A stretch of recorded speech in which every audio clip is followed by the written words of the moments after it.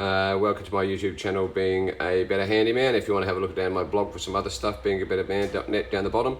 Today, or in this video, I'm going to build a brazier or a chimney, it depends on how the design goes, out of an old 40 litre electric hot water system. So let's get to it. Right, this is the start. I already started before I thought I should take this video, and you'll see something very interesting about the way they're configured on the inside when I get all this cladding and insulation off. But keep the top and the bottom when you pop them off. They're just held in with a couple of Tech screws because they make good ash collectors later on that you can build into it. I'll just go and show you one that I made some time ago, and hopefully this one with a few modifications is going to be a bit better.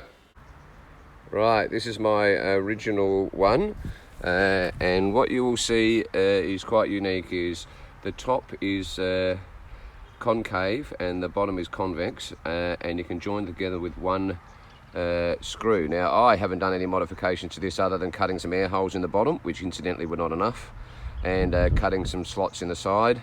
But if you see, this is just a bit of stuff I had lying around I put on the top. But inside I've also drilled across some Rio to keep it off the back. That's just a backing thing to stop everything flying down the hill. Because I do live in God's country, this is sunny South Australia in the Riverland, right next to the River Murray. And that's my view that I wake up to every morning. Beautiful. So that was the original version right there. I'll try not to get in there. So let's see if we can do a better job this time. I've had this one for about 2 years now, but I'm making this other one for my daughter.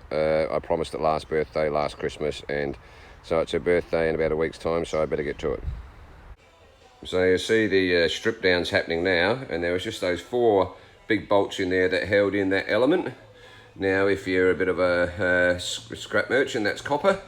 And also, where there's inlets and outlets, there's these little plastic rings. Might be handy for another project if you hang on to them. So let's keep stripping it down, and you see that's what the actual inside is. It's steel, you know, pretty solid steel, and I think I'll do the strip down, and the hardest part is obviously scraping off all, not obviously, but if you've never done it before, it's not obvious, but it's scraping off all of the insulation off of the tank, and it's messy too. Okay, so that out, there's the element out. That's about all the hardware I've stripped off so far. Okay. I just thought I'd show you this little trick here. There's a seam in there on the outside covering, and I started to bash it off with a screwdriver, but then realised if I just got it in there first off and then hit the screwdriver sideways, it just peeled it back, and it's twice as easy. So that's what I do there, and I'm hitting it in sideways. Okay. Well, here's the next part of the strip down, and you see now I'm going to scrape all of that insulation off everywhere, and that's down the bottom. And I have these pieces of quite thin sheet metal, but I'll put up a photo in a tick to show you. I saved all of this sort of stuff, and I save it all. And the other day I made a gold mining sluice or whatever it's called for a mate. I'll put a picture up just after this, but I keep all of this stuff. If you've got somewhere to store it, it's always going to come in handy. Okay, so there we are. And I leave that hole at the bottom because that's the greatest fire lighting hole in the whole thing. Actually, I don't weld up any of the holes, to tell you the truth. So now it's just the laborious part of scraping all of this off. Okay. Just what I was talking about, leftover bits and pieces. That's the gold mining sluice or whatever it is that I made for a mate. And we worked out at the end of the day, with all the bits and pieces that we've saved and scrounged and scavenged, it cost us less than $1 to make that. He's got to put some extra things in the top. I don't even know what all that is. But we worked out at the end of the day, with all the stuff that we had, it cost us about $1 to make, and they sell for about $250 to $300 on online. So keep all your bits and pieces, and I'll get back to stripping off this insulation. Not a lot of fun. Well, that didn't take as long as what I thought, maybe 15 minutes, but now a bit of clean up on that, but after I go over this, I've got to just put a wire brush on the angle grinder and clean all the rest of that stuff off. And then I take all of that enamel off as well. Normally with a grinder first, and then with a flapper disc to tidy it all up. But as you see, the magic of that, right, that is the top of the tank. And that is the bottom of the tank. So it's a matter of making a cut somewhere around here somewhere around here, and you can do that with an angle grinder. I have like a plasma cutter and that, but I think I'll do it with an angle grinder because I think you actually get a straighter cut, especially with my skill. So you get an instantaneous base, and even conveniently, there's a hole there, a big 1-inch nut and bolt holds it all together. You can weld it and you can go overboard and you can do all that sort of stuff, but the one out the back that I showed you earlier on was just held together with a big 1-inch bolt.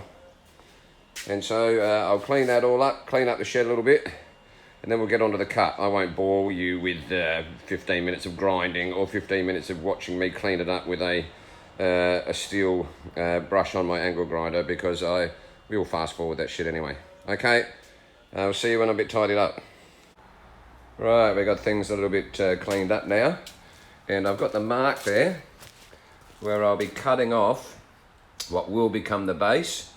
There'll be a hole that'll be drilled into the bottom of that. I'll just cut around that rim. You've got to cut high enough not to hit the join, but not too high, and that actual outlet or inlet or whatever it used to be is a good marking point. I sort of free-handed that a little bit around there.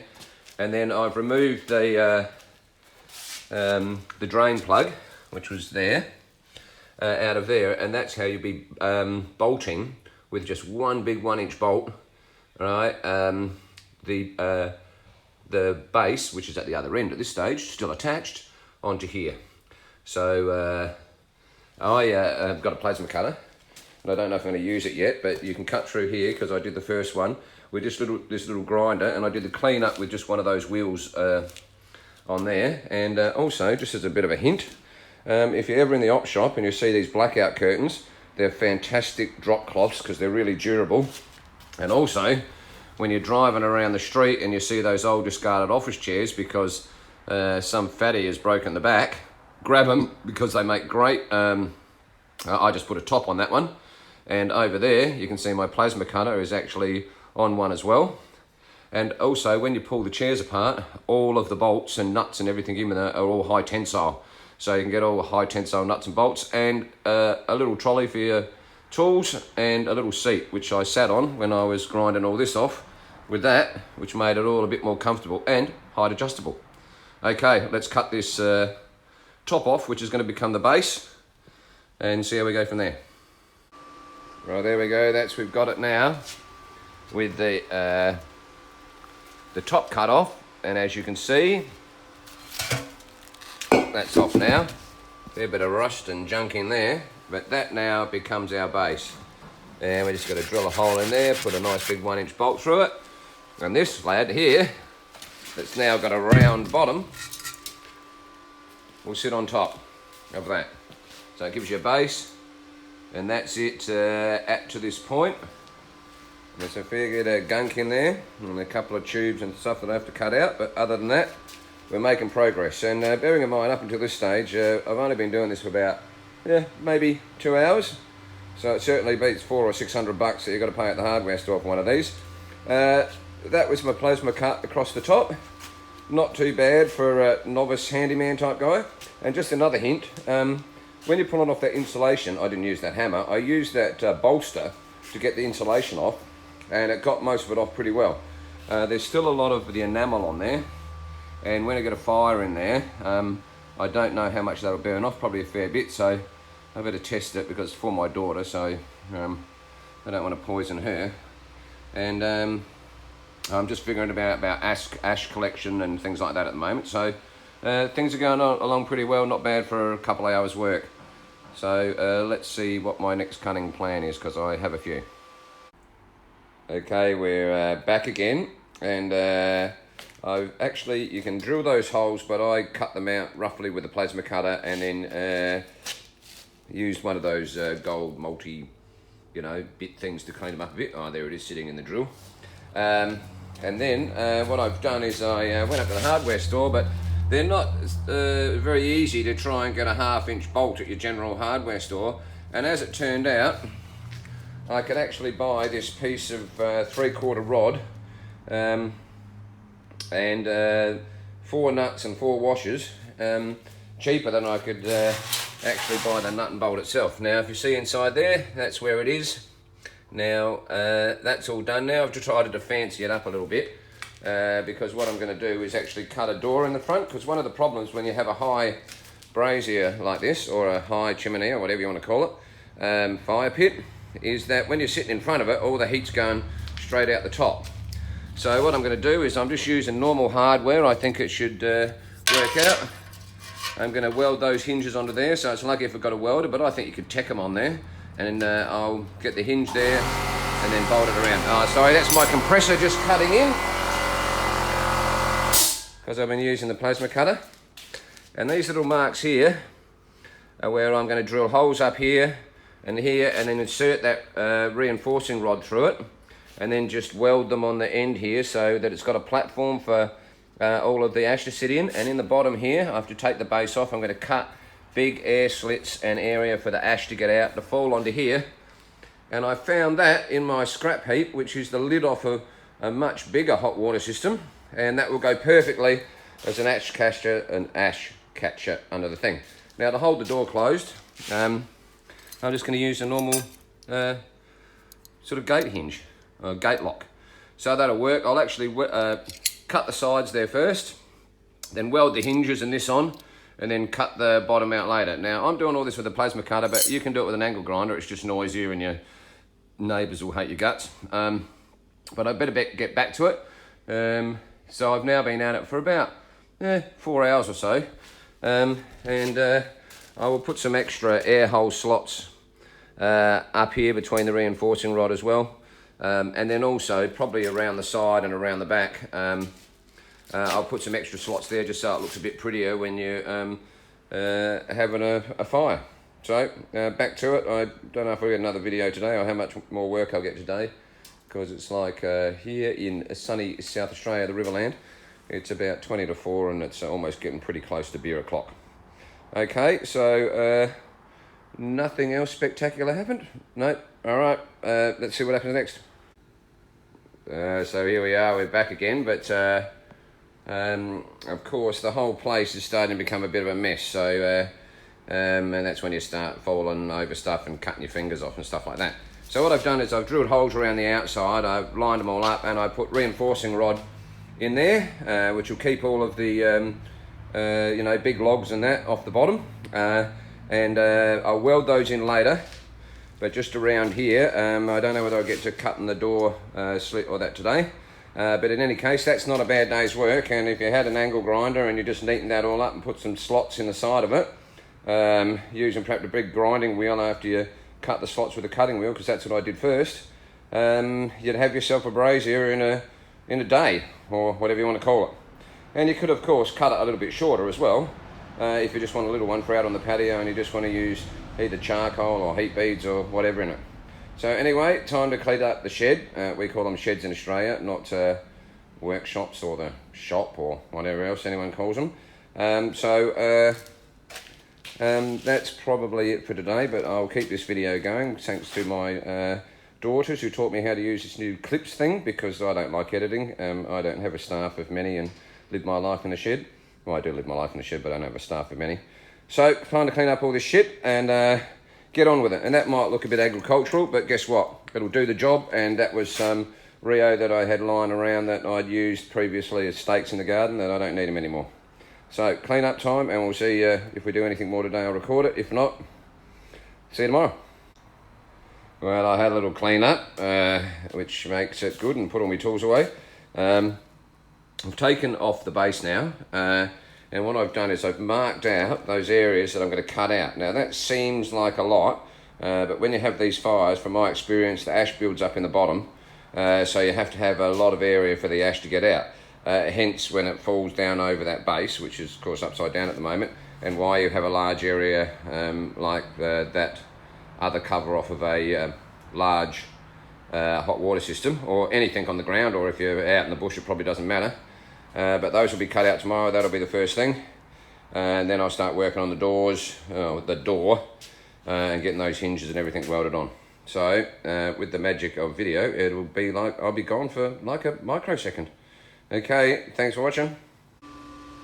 Okay, we're back again with the magic of video, and it's now day 2. Now I'm lucky because I've got that little plasma cutter over there. Now I bought that at Bunnings, it was just under $500. It only goes up to 25 amp, but it got through this metal, which I suppose is about 5 mil, which is what it says it is. It's just a bit of messing around with the settings. But if you haven't got a plasma cutter, the first one I made I did with a grinder. Yeah, it's a bit more hard work and a lot more noise, but you still get the same result. You might think there's too many cutouts in the bottom here, but trial and error have come to the conclusion that you have to have this big to let the ash out, number one, and to also to let enough airflow without having all holes along the side. Now I will pretty it up a little bit when it's done, but now we get on to fixing the base on permanently, and well, with a nut and bolt, so you can take it off really, but as permanent as it gets, and then putting that Rio across for the rack for the wood to go on. So I'll get onto those two things, and everything's got to cool down a little bit, and then we'll get on to the next bit when that's all done. You know, probably, I don't know, a couple of hours or so. But so far it's still only about a 4 or 5 hour project. Maybe by the end of the day, hopefully I have it finished. Although I am going a little bit overboard by putting hinges and a little door and all that on the front, but I think it'll make it much nicer. Okay, let's see what happens next. I forgot to take video, and I was just about to move on to the next step. Now, I've just got that straight edge and that set up for the plasma cutter, but I've welded all of the reinforcing rod. I hope we can see that. That's all welded and tacked a little bit on the inside. But also in addition to that, I thought, and of course I took a bit of grinding because I want it to look all smooth and nice on the outside, so I did deep penetration welds on the reinforcing rod in the holes so that I could grind off. But just because I thought and as you can see, that's it from the bottom, as you can see the reinforcing rod is pretty well spread, so I've actually just made this out of some old fencing material that slides in, and that's probably pretty disposable because these fires get pretty hot. As a result of that thing over there will probably melt. But I'm now moving on to the next phase, which is going to be cutting the 2 downward slots there, and then welding on the hinges and welding on the gate lock, and then making the top and bottom cuts to make that little door. And I'll put some vents in it and all that later, so it makes it look pretty and you can actually see the fire even when the door's closed. So I don't think that took a lot of grinding and a lot of cleaning up with a flapper wheel, but I'm going along slowly, and mainly I'm enjoying myself because being a handyman in your shed is what it's all about, eh? A bit of a mess again. Okay, so we've had the clean up at the end of the day, and when I say we, because a mate's dropped around, and what I've done, that's, you know, you can give me shit about my welds if you want, but you know, I'm a handyman, remember? And the gate catch is not as quite effective as what we want. Click that up, opens up nicely, and I've got that extra bit of mesh in there that I said before. Just a little problem when it closes, that needs to be a bit longer so it will actually flick that thing, and I probably should have put it closer here, but it still goes in. It goes in nicely. It used to go in. It goes in, and then that pulls it down tight, so that works well. And there's another big fat hand in the way because that's my mate who's drinking beer and criticising everything I do. I won't put him on video. So that's it. Now I just got to cut vents in the front door. I had a bit of a plasma cutter drama today where the tips didn't work and I broke some things. So, you know, but that's all about handyman stuff. That's what it's looking like. Now I'm going a little bit overboard, but I must admit having that door in the front is pretty cool, and it'll be pretty warm because open him up, and then when you're sitting there on a nice cold night, that's going to be lovely to sit right in front of the fire there. Okay, I'll keep this video going until everything's done and dusted, but we've finished up for today, and it's time for one of them. Okay. Thanks for watching. More to come. Okay, we're getting pretty close to the last video here. I will take a bit of shit for my welds, but these were my daughter's mottos. Not he who dies with the most toys win, but he who dies with the most joys wins, and we've cut that out with a laser cutter. Her name's Ali, and that's in the front. And down there she always has another little motto, you do you. We did extend the handle out like that. That was a bit tricky welding that onto that, but now that flicks open, and that, as a little bit of heat disperser, is a spring off of a trampoline. So inside now, door opens. Be nice when you get the coals in there and you can open the door, so when you're firing it up. Extending that also made it so that it locks in there nicely. We've gone out and priced high heat paint, and that's going to cost a fortune, but just because it's for my daughter, the most joys wins. That's all the cutouts there from the laser cutter. This was all a bit of an experiment with a laser cutter, but going around you can see it all inside with the Rio, now ready just to fire up. Not bad for just the cost of the hinges which I had in there. I went out and bought the gate bit, and that's about it. So I think probably the total cost has been about $10, and my mate helped me today, and working with the mate is really good. And we've cut just some slots in there down the bottom so that it's visually a little bit better when you've got the fire going, but it'll be shining through Ali's name there. I'll show you the final one tomorrow, and that's we just painted those. That's going to be the lid that goes on it when it's just sitting out in the rain, and that's going to be the base, which I showed you before. So we just painted those. They look a bit good, and the cutouts I just made stencils just out of paper and just sprayed them so that when we did the cutouts, we haven't done any in the back because I think that will reflect the heat out through the door, so that'll look pretty good. There's my mate's feet over there, and again he's on the piss, right? And some of the cutouts he did with the laser cutter, I must admit it looked like he was on the piss before he even started.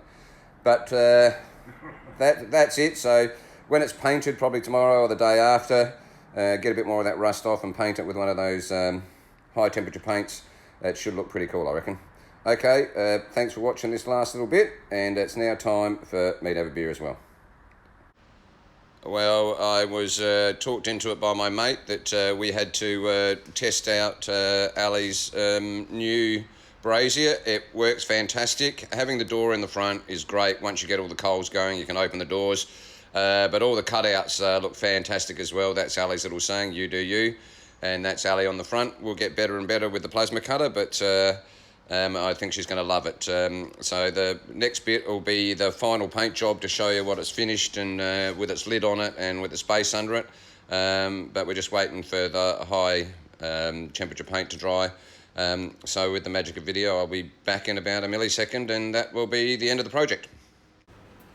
So here we are with the finished product. As you can see, it's got the lid on it there, which is really just for after you've finished having your fire to stop any ashes going there, and the cutouts are all there. I just didn't leave this, so that's it there. It hasn't got the small grate in it at the moment, but the small grate was in there, and I think it's got Love Dad written across the back. So that's the final product. You can build it not quite this fancy, but I must admit having the door in the front was great last night in the cold because you could really stand in the radiant heat. And that's the end of the project and the end of this video. So thanks very much for watching, and hopefully I can have a version 3 sometime which will upgrade on this. But it's a great home project for anyone to try. You don't need all the gear that I've got. You can make most of this with an angle grinder and a few tech screws and put it all together that way. Alright, thanks a lot for watching, and that's it from Being a Better Handyman.